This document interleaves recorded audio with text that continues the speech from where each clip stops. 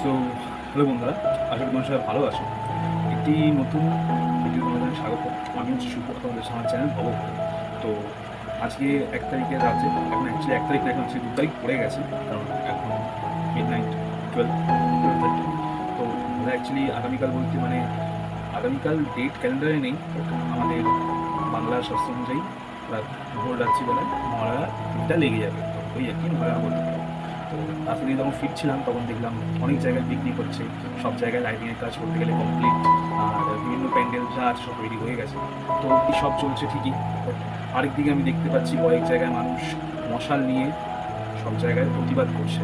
তো আমার কথা হচ্ছে এটা, যে আমি সত্যি বলতে আমাদের সবার এখন পরিস্থিতি খুবই খারাপ। আমাদের আশেপাশে যা চলছে এসব নিয়ে আমাদের এখন সত্যি একটা ভাবনার বিষয়। কারণ এবার 2024-এ দুর্গাপুজো নিয়েই আমার বার্তা তোমাদের সকলকে আমি জানাতে চাই। একদিকে এই দুর্গাপুজো প্রতি বছর হয়, বাঙালির একটি আবেগ জড়িয়ে আছে এর সঙ্গে, ঐতিহাসিক আবেগ আছে এই দুর্গাপুজো। বাট দুর্গাপুজো আমাদের যেহেতু একদিকে আবেগ আছে, সেই দিকে আমাদের একটা দিকেও ভেবে দেখতে হবে যে একদল মানুষ যারা সারা বছর অপেক্ষা করে থাকে এই 4 থেকে 5 দিন, এই 4 থেকে 5 দিনের যে পিরিয়ডটা থাকে, তারা হয়তো কিছু টাকা ইনকাম করার জন্য বা কিছু টাকা উপার্জন করার জন্য ওরা বসে থাকে। সারা বছর হয়তো ওদের কাজ থাকে না। তো এই সময় হতে পারে যে সবাই ভাবছে যে এই এত মানে এই এমন পরিস্থিতিতে উৎসব আনন্দ কি এসব কি মানায়? অবশ্যই এটা মানায় না, কারণ পরিস্থিতি খুব খারাপ, পরিস্থিতি এরকম।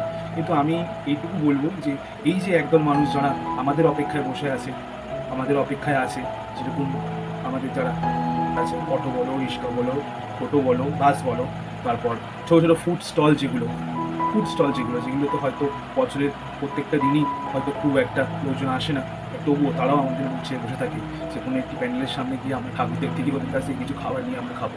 তো আমি শুধু এইটুকুই বলবো, ওদের কথা মাথায় রেখে তোমরা প্লিজ এই পুজোয় তোমরা নিজেদের মতো ভালোভাবে কাটিও।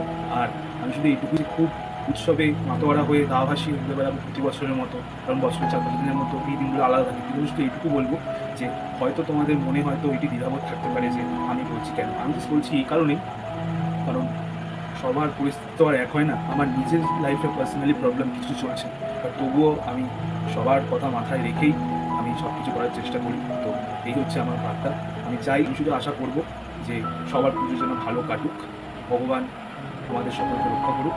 আর মায়ের আগমন বার্তায় আশা করি সকলের যে কষ্ট দুঃখ আছে সব যেন বেশিরভাগ পরিমাণটা মুছে যায়।